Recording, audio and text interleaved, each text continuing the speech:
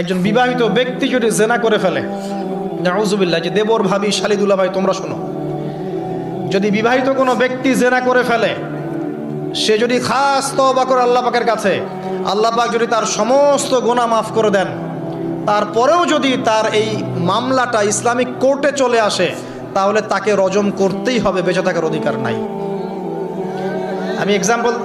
আমি দলিল দিচ্ছি, শোনেন। নবী সাল্লাল্লাহু আলাইহি ওয়াসাল্লামের একজন সাহাবী, মহিলা সাহাবী, তিনি পাপ করে ফেলেছেন। কি করেছেন? জেনা করে ফেলেছেন। বিবাহিত ব্যক্তি ছিলেন। নবীর কাছে এসে বলছেন, ইয়া রাসূলুল্লাহ তাহহিরনি, আমাকে পবিত্র করুন, আমি অন্যায় করেছি। নবী সাল্লাল্লাহু আলাইহি ওয়াসাল্লাম বলছেন, মুখ ফিরিয়ে নিচ্ছে, একবার ডান দিকে মুখ ফিরাচ্ছেন, একবার বাম দিকে মুখ ফিরাচ্ছেন। নবী শুনতে যাচ্ছেন না, কারণ এটা কোর্টে চলে আসলেই বিপদ।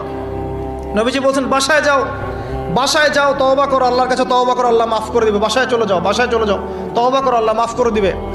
সে মহিলা বলছে, না ইয়া রাসূলুল্লাহ, আমি অনেক বড় অন্যায় করেছি, আমাকে পবিত্র করুন। আপনি পবিত্র না করেন তাহলে পরকালে আল্লাহ আমাকে শাস্তি দিবেন, আমাকে পবিত্র করুন। এবার নবী সাল্লাল্লাহু আলাইহি ওয়াসাল্লাম বললেন, বাসায় যাও। তুমি গর্ভবতী হয়েছো? হ্যাঁ। বাচ্চা খালাস করো, তারপরে এসো, তোমার বিচার করে দেওয়া হবে ইনশাআল্লাহ।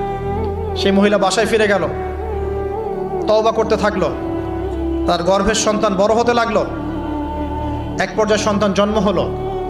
সন্তান জন্ম হওয়ার পর সে এসে বলছে, ইয়া রাসূলুল্লাহ, এই যে কোলের বাচ্চা, এই যে 3 দিন আগে 4 দিন আগে হয়েছে সন্তান, আমাকে এখন পবিত্র করে দিন, আমাকে শাস্তি দিয়ে পবিত্র করুন। নবী সাল্লাল্লাহু আলাইহি ওয়াসাল্লাম বাচ্চা দিকে তাকিয়ে বলছেন যে এই বাচ্চাকে দুধ পান করাতে হবে। এবার তিনি নবী সাল্লাল্লাহু আলাইহি ওয়াসাল্লামকে বলছেন, ইয়া রাসূলুল্লাহ, এই যে আমার বাচ্চা এখন রুটি খেতে পারে, আমাকে এখন পবিত্র করুন। নবী সাল্লাল্লাহু আলাইহি ওয়াসাল্লাম একজন মুসলিমকে বললেন, এই বাচ্চার দায়িত্ব কে নিতে পারবে? একজন মুসলিম সাহাবী বললেন যে আমি নিব ইয়া রাসূলুল্লাহ। তখন তার হাতে বাচ্চাকে সোপর্দ করা হলো। বাচ্চাকে সোপর্দ করার পর এই মহিলাকে নিয়ে যাওয়া হচ্ছে এবং সাহাবীকে বলা হলো, অন্যান্য সাহাবীদেরকে বলা হলো, তোমরা এই মহিলাকে নিয়ে যাও, নিয়ে গিয়ে রজম করো, অর্ধেক মাটিতে পুঁতে ফেলে পাথর নিক্ষেপ করে হত্যা করো।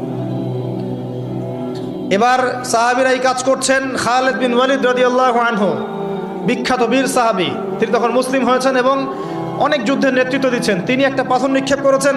এই পাথরের নিক্ষিপ্ত পাথরের আঘাতে রক্তের ফিনকি ছিটকে এসে খালিদ বিন ওয়ালিদ রাদিয়াল্লাহু আনহুর এই যে কাপড়ের মধ্যে পড়েছে।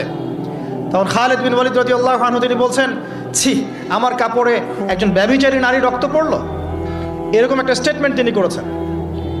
তখন নবী সাল্লাল্লাহু আলাইহি ওয়াসাল্লাম রাগ করে বলেন, ইয়া খালিদ, তুমি থামো। তুমি জানো এই মহিলা অন্যায় করার পর এমন তওবা আল্লাহর কাছে করেছে, এত বেশি তওবা সে আল্লাহর কাছে করেছে, এত বেশি তওবা আল্লাহর কাছে করেছে বিগত এই সময়গুলোতে, এই তওবা যদি পুরো মদিনাবাসীর মধ্যে ভাগ করে দেওয়া হয় তবুও কম হবে। এবং সেই মহিলা এখন জান্নাতে আছে, জান্নাতে নদীতে সাঁতার কাটছে ইনশাআল্লাহ। আমি বুঝাতে পারলাম কিনা? এই মহিলাকে আল্লাহ পাক মাফ করে দিয়েছেন, তিনি জান্নাতে আছেন ঠিকই, দুনিয়াতে তার বিচার নবীজি করেছেন। তারপরেও আমি কি বুঝাতে পারলাম যে বিবাহিত ব্যক্তি ব্যভিচার করলে কিরকম শাস্তি হবে?